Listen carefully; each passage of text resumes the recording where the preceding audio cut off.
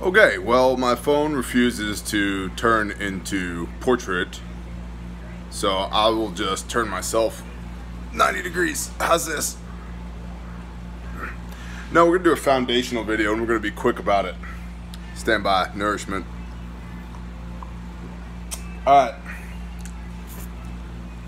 I heard this phrase the other day on a podcast, the Solopreneur Hour with Michael O'Neill.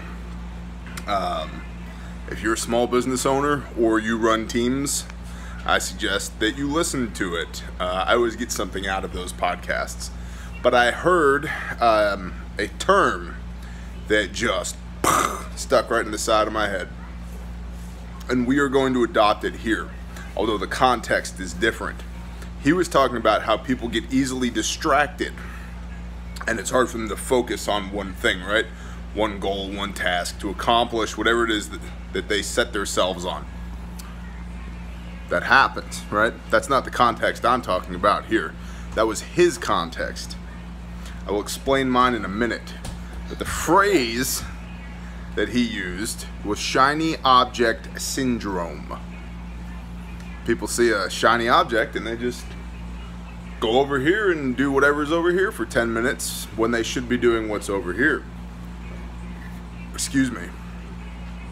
And while I can relate to that, and I've seen that time and time again with people, that's not what I'm talking about when I say shiny object syndrome.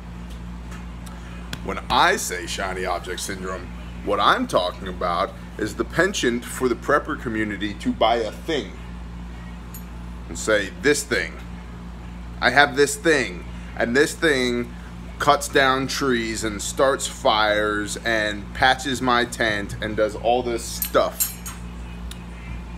What happens when that thing breaks? Right, so you buy the thing, the shiny object.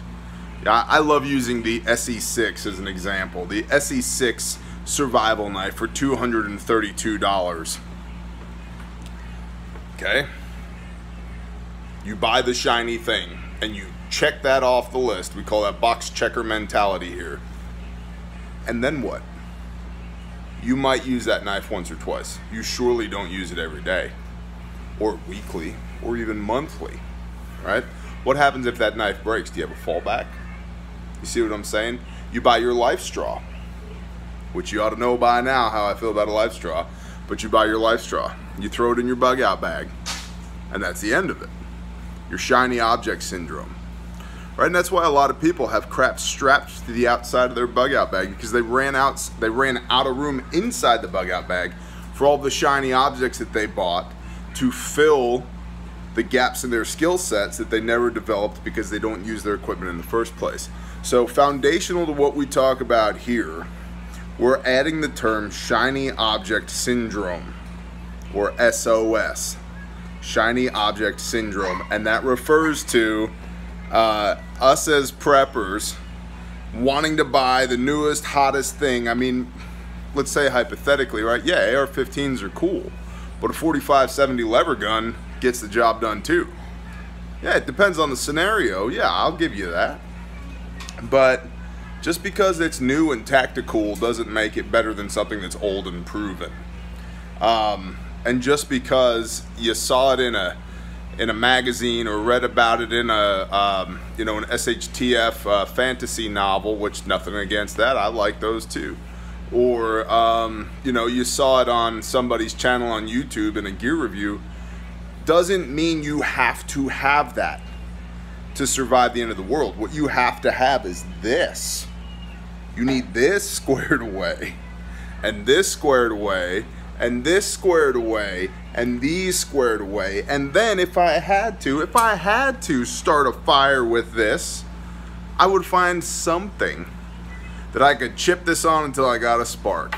And I would chip those sparks into a ball of tinder, which I would nurse with gentle blows from my mouth and get that ball of tinder lit. And I would put that into some kindling, which I would continue to nurse, and then I'd pile sticks on top of it. And if I had to, I'd find a rock and I would sharpen one edge of this until I had a sharp edge, and I could use that as a cutting tool, right? If I had to, because I've done all the things, so I know how to do all the things. Imagine that. So don't be lured into a bad situation because of shiny object syndrome, and don't think that just because you bought all the shiny objects that you are now squared away. I could give you an M250 cal machine gun, one of the most powerful ground-based weapons there is, right, that you can man by yourself or preferably with a buddy. And if you don't know how to use that thing, it doesn't matter. Now, if a guy with a 22 Derringer runs up on you and you got a 50 cal, right, yeah, your shiny object beats his shiny object as far as cool points go. But if he can operate his weapon and you can't, possessing the equipment does not equate to possessing the skills to operate the equipment. Do not suffer from shiny object syndrome. Love y'all.